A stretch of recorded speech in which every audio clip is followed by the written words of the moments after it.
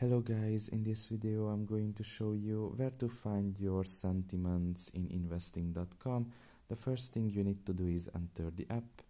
Once you are done with that and you are in the home page, you can just look in the bottom of your right corner and press on the more section there.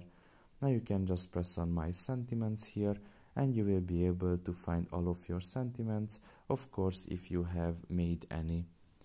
Now I don't have any sentiments yet. I have a new account in this application and so far I haven't been using it for trading or for anything else. That's why I also have no sentiments. So that's pretty much it really. I hope this video was helpful to you. Thank you for listening and see you next time. Bye bye.